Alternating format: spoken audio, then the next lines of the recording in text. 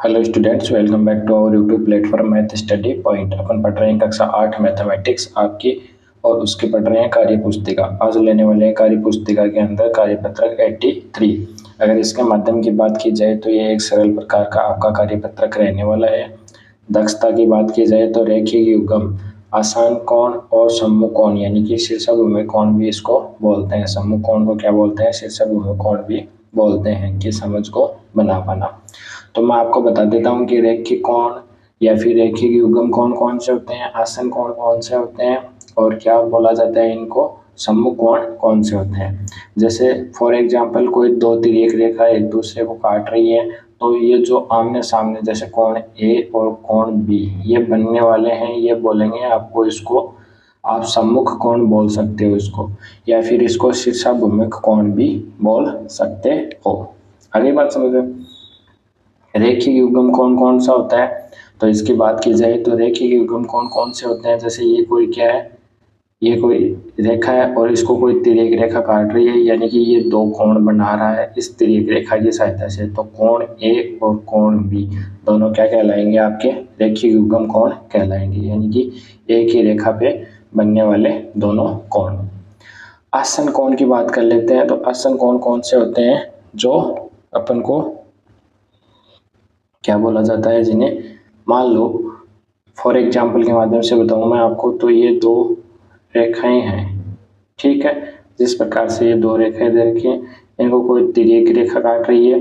तो तिर्यक रेखा काट रही है, तो ये जो बीच में बनने वाले कोण है इनको बोलते हैं आसन कोण, यानी कि सेम जो कोण होते हैं उनको क्या बोलते हैं, आसन कोण बोलते हैं।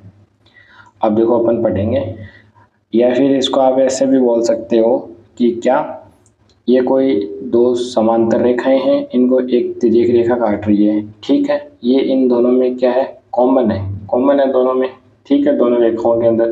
तो इस तिर्यक रेखा की वजह से जो कोण बनेंगे, बाहर की साइड मान लो चाहे तुम अंदर की साइड मान लो, तो इसकी सहायता से जो कोण बनेंगे उनको बोलेंगे अपन आसन कोण।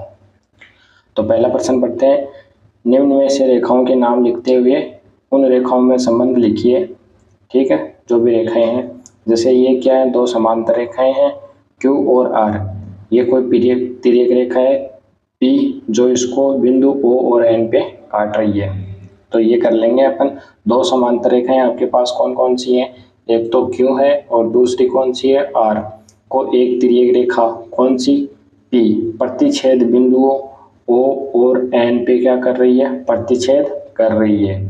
इसी प्रकार से इसके बारे में अपन पूरा लिखेंगे। कैसे कि अपने पास दो समांतर रेखाएं हैं, दो समांतर रेखाएं आपको लिखना पड़ेगा पूरा। दो समांतर रेखाओं कौन कौन सी हैं, ए व बी, ठीक है। को एक तिर्यक रेखा, तिर्यक रेखा इसको काट रही है ना, तिर्यक रेखा कौन सी है, टी। प्रतिच्छेद बिंदु, दो प्रतिच्छेद बिंदु होने वाले हैं अपने। प्रतिच्छेद बिंदु कौन कौन से हैं, एस एवं एम पर प्रतिच्छेद कर रही है, पर क्या कर रही है, प्रतिच्छेद कर रही है। ये क्या हो जाएगा, अपना करेक्ट आंसर हो जाएगा। ऊपर वाले की तरह ही अपन को नोट करके लिखना था। अब पढ़ते हैं इसके बाद में अपन क्वेश्चन नंबर 2। तो देखो क्वेश्चन नंबर 2 में क्या फाइंड आउट करना है अपन को, आकृति से बने आसन कोण, रेखीय युग्म तथा शीर्षाभिमुख कोणों की पहचान करते हुए नाम लिखिए।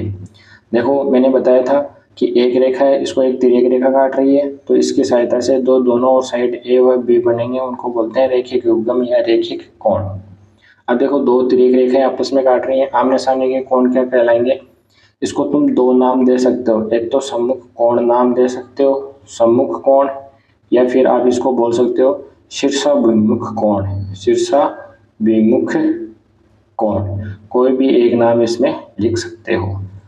फिर मैंने बताया था, जैसे ये कोई एंगल है, इसके अंदर एक रेखा उभयनिष्ठ है, ठीक है। ये दो रेखाएं हैं, इनके बीच में एक रेखा उभयनिष्ठ है, या फिर ये कोण अलग है x और y अलग अलग है, इनके बीच में एक रेखा उभयनिष्ठ है, तो इसकी सहायता से दो कोण बन रहे हैं, इनको बोलेंगे अपन आसन कोण या फिर इसको आप बोल सकते हो आसन युग्म।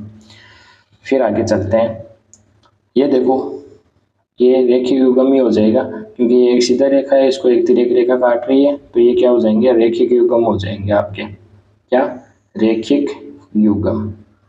बड़ा सिंपल कार्यपत्रक है। और अगर इसकी बात की जाए तो इसमें देखो एक तिर्यक रेखा काट रही है, तो इसकी सहायता से दो कोण बन रहे हैं, इनको बोल देंगे अपन आसन युग्म। ठीक है, आसन युग्म बोल सकते हैं अपन इसको। फिर से यही बात हो गई, ये क्या हो जाएगा अपना रेखिक युग्म, रेखिक युग्म हो जाएगा। और जहाँ तक रेखिक युग्म की बात की जाए, टोटल ऑफ ए और बी को ऐड करते हैं तो कितना बनता है, 180 डिग्री बनता है। तो ये था अपना कार्यपत्रक 83, जिसके अंदर अपन ने रेखीय युग्म, आसन युग्म और क्या शीर्षाभिमुख कोण के बारे में पहचाना है। फिर पढ़ते हैं अपन कार्यपत्रक 84 नेक्स्ट वाली क्लास में। इससे पहले आपको कार्यपत्रक कितना समझ में आया, कमेंट बॉक्स में कमेंट करके जरूर बताएं। वीडियो को लाइक करें तथा अपने यार दोस्तों के साथ इसको जरूर से शेयर करें। मिलते हैं नेक्स्ट वाले कार्यपत्रक में, तब तक आपको बहुत बहुत धन्यवाद।